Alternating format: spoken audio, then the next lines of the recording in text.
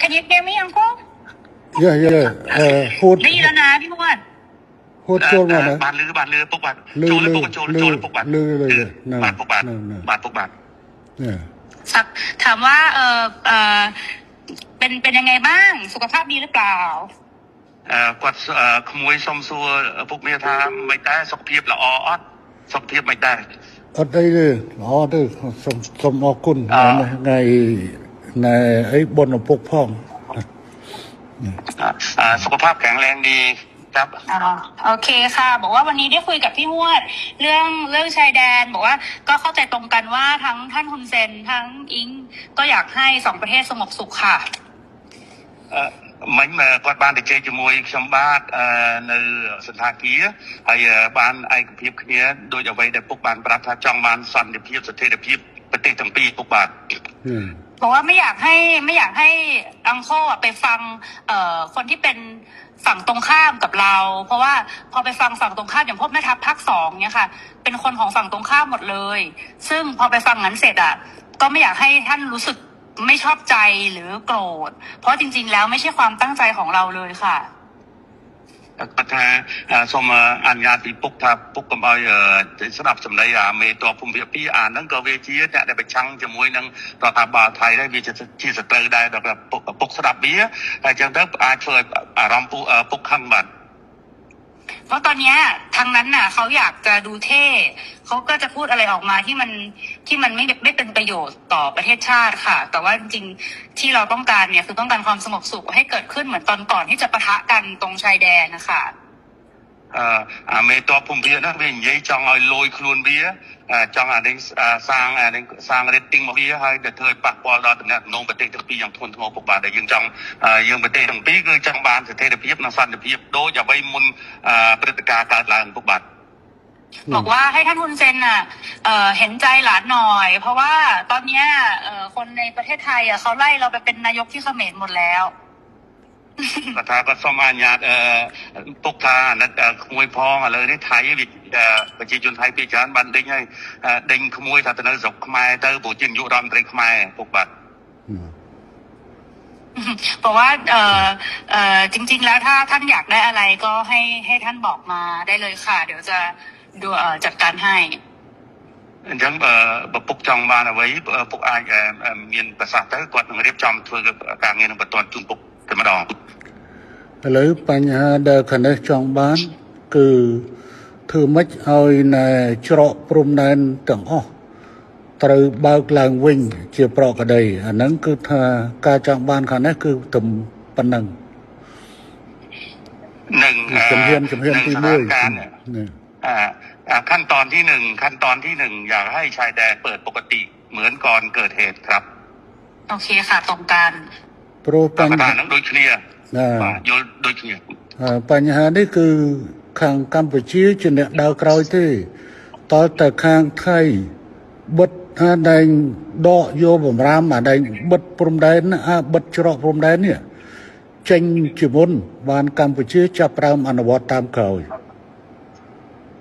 จริงๆเหตุการณ์เรื่องติดชายแดนเนี่ยฝ่ายไทยเป็นคนเริ่มก่อนฉะนั้นฝ่ายไทยเนี่ยถอนคำสั่งกัมพูชาก็ตามเลยเปิดปกติរឿងនេះគឺកម្ពុជាមិនអាចធ្វើឲ្យមុនបានទេដោយសារកម្ពុជាបានខកចិត្តម្ដងហើយដោយសារកែសម្រួលកម្លាំងនៅមុំ3ប៉ុន្តែហើយថាឲ្យមានប្រក្រតីនៅតាមព្រំដែនប៉ុន្តែទីចុងបំផុតបែរជាខាងយោធាថៃនៅតែផ្កើននៅបន្តស្ថានភាពបិទទល់ដែនបិទច្រកដដែលเพราะว่าเราก็มีความผิดหวังเรื่องหนึ่งแล้วที่การมีปัญหากันที่ช่องบกเราก็พยายามตามที่ฝ่ายไทยต้องการแล้วก็การต้องการนี่เราก็บอกว่าโอเคนั้นเราก็ทำตามนะแต่ว่าขอให้สถานการณ์เข้าภาวะปกติแต่ว่าเราถอยแล้วเราถอนแล้วเราปรับกำลังแล้วแต่ฝั่งไทยยังเอาเรื่องด่านเนี่ยมากดดันอีกឥឡូវនេះគឺខាងកម្ពុជាគឺស្នើចេះឲ្យថៃបើកច្រកទាំងអស់ឲ្យបានមុនហើយបន្តទៅកម្ពុជាយូរបំផុត5ម៉ោងគឺកម្ពុជាអាចដកបទបញ្ជាទាំងឡាយដែលហាមឃាត់ការដឹកទំនិញផ្លែឈើបន្លែ ចូលកម្ពុជាគឺថានឹងដកបទបញ្ជានឹងចេញ ฉะนั้นท่านสมเด็จอยากให้ท่านนายกช่วยให้ฝั่งไทยเนี่ยถอนเรื่องการปิดด่านถ้าถอนปุ๊บฝ่ายกัมพูชาจะถอนเรื่องการห้ามสินค้าเกษตรนำเข้าอะไรทุกอย่างก็ถอน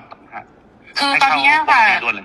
คือ ตอนนี้พี่หวดคือรัฐบาลโดนโจมตีหนักมากนะคะ เพราะว่าพอตอนที่ท่านสมเด็จออกมาพูดกับท่านฮุนมาเนตอะที่บอกว่าจะตัดน้ำตัดไฟอะไรเงี้ยค่ะคืออันนั้นต้องขอโทษด้วยเพราะจริงๆอะต่างประเทศอะเขาแค่รายงานขั้นตอนว่าถ้าเกิดเหตุการณ์ต่อไปประเทศไทยจะทำยังไงคือเหมือนอธิบายขั้นตอนให้ฟังไม่ได้บอกว่าจะทำแต่ตอนนี้เหมือนกับเรื่องตัดหนังตัดละครคือทำทุกอย่างหมดแล้วเนี่ยจริงๆน่าจะให้มันโอเคทั้งสองฝ่ายค่ะเหมือนเราต้องพูดพร้อมกันว่าเราตกลงร่วมกันแล้วรัฐบาลคุยร่วมกันแล้วว่าจะเปิดทุกอย่างให้กลับมาเป็นปกติได้เหมือนว่าจะเอาเป็นอิงกับคุณมาเน็ตก็ได้หรือยังไงก็ได้เนี่ยเหมือนกับว่าเราได้คุยร่วมกัน แล้วก็ทั้งสองฝ่ายเนี่ยอยากให้กลับมาเป็นเหตุการณ์ปกติแบบนี้ค่ะมันก็จะโพสใช่ไหมนายกอิงอยากให้โพสใช่ไหมให้นายกโพสว่าผู้นำสองได้คุยกันแล้วอยากให้ใช่จะโพสต์จะยังไงก็ได้แล้วให้ท่านคุณเจนแนะนำก็ได้ค่ะแต่ว่าเหมือนกับว่ามันต้องเป็นการตกลงร่วมกันนะพี่พวดเพราะว่าตอนนี้อิงกำลังโดนหนักมากเลยค่ะก็ถ้าอะไรนั่งสถานการณ์ไทยนั่นคือไฟกลางประเทศให้ขนมจำนวนมุ้ยก็สมัครไปโตปีปกได้แต่เนี่ยน้องเปียกสงการบอตี้เนี่ยยืนกัดเพลิงจากอินเทอร์เน็ตเนาะนั่นคือทางอยู่ที่กี่มีนักตบไฮการ์ดเชียนนอเบียนปัญหาจำนวนมุ้ยจำนวนปีจำนวนใบดังนั้นดังยัยถ้าเธอปากป้อนแล้วก็กดสมตัวพ่อหรือน้องออมเมียนในขนมสมนึกแต่เธอเบียบนังเตะปนอะไรที่กดถักกดสมบอกปุ๊บทานแล้วกดพ่อแล้วนึกน้องปฏิกูไฟกดเหมือนเต้นกดจองเอาปุ๊บหรือก็ปุ๊กนายนอมสำนักจะไปได้โดยจะกอดทานแล้วเมนนองตัวปีบ้านนี่ยัยเนี่ยให้จัดจองเอาเธอสมรู้สปีก้าเอาบ้านมุ่นแต่มีปฏิการเนาะเอาปรากฏได้หลังไว้หนังใบได้ซอกปฏิจงปีปุกบาทปันแต่ข้างในจองบ้านนะจงปันแต่ข้างนอกอัดผมทื่อข้างนอกเนี่ยข้างในมันเหมือนเนี่ยบัดตัวแดนที่ข้างไทยเนี่ยบัดตัวแดนเหตุให้บ้านข้างนอกมันเปิดบ้าហើយអត់ចាំបាច់សុំខ្ញុំទេអានឹងកាលណាតើកាលនោះស្រួលគឺខាងនាយករដ្ឋមន្ត្រីហ៊ុនម៉ាណែតគឺនឹងស្រួលតាមក្រោយถูกบาทจริงๆเนี่ยท่านเนี่ยเป็นคนที่อยากได้เรื่องเสถียรภาพมากท่านนายกแต่ว่าทหารนี่มันมาปิดด่านก่อนอะไรก่อนนะมันเริ่มต้นก่อนกดดันก่อนฉะนั้นต้องเปลี่ยนทหารพร้อมไหมในการเปิดด่านพร้อมค่ะทั้งนี้ตามหมดทั้งนี้ตามหมดฮะทั้งนี้ตามหมดเลยท่านคือเราเปิดให้ได้อยู่แล้วพี่พวดแต่มันต้องเป็นการบอกว่าเราตกลงร่วมกันว่าเราเปิดไงพี่เพราะถ้าไม่อย่างนั้นพออิงพออิงยอมหมดเนี่ยอิงก็คือจะโดนเพราะว่าคือเพราะตอนนี้มันเลยมาถึงเรื่องก่อนด่าแล้วว่าก็สมปุกมวยจ้ะแต่ซาแต่เบิร์ดซาการในแต่ไทยเปิดไอ้เจ้าอดเบียนทางการจริงเนี้ยในทางสังคมไทยนั่งเวียกันเอาไว้แต่ทั้งใส่กระโปรงเข้ามาโดยไปปีเจก็ไงก็จองทำยันถ่าหรือเมนั่งจับดาวอยู่ที่หายยิงที่หายบาให้ครองนู้นได้ปุ๊กเปย์เด็กจำนำมือรำในการปีเจภาษาปุ๊กไอเดียบมวยอิงกว่าก็ทากจองตัวนำที่ท้าติเจหาจึงกุ๊กติเจติดเต๋อหายปรากฏได้ไปดอยไปแต่ดำพุ่มท้ำติดจริงครับអត់ទេខាងនេះអត់ចរចាទេខាងនោះអ្នកផ្ដើមខាងនោះដែលបង្កើតបញ្ហាហើយមកឲ្យចង់លើកមុខលើកមាត់ខ្លួនឯងហើយដើម្បីឲ្យតម្លាក់ឲ្យខាងនេះអត់បានទេអត់ចរចាទេរឿងហ្នឹងគឺខាងនោះត្រូវធ្វើមុនតែម្ដងគឺខាងនេះអត់ចរចាទេប៉ុន្តែខាងនេះសន្យាថាខាងនោះអនុវត្តដកបទបញ្ជាក្នុងការបិទទួលដែនហើយគឺខាងនេះយ៉ាងយូរ5ម៉ោងក្រោយខ្ញុំធានាកាត់ក្បាលខ្ញុំក៏អត់ចោលណាបាទอย่างนี้นายกท่านนายกเองว่าท่านเนี่ยไม่อยากมีว่าการเจรจาเรื่องปิดด่านเพราะว่าไอ้ปิดด่านว่าทหารมันเริ่มก่อนทางที่มาหลอกเราให้เราเนี่ยปรับกำลังแล้วบอกว่าสถานการณ์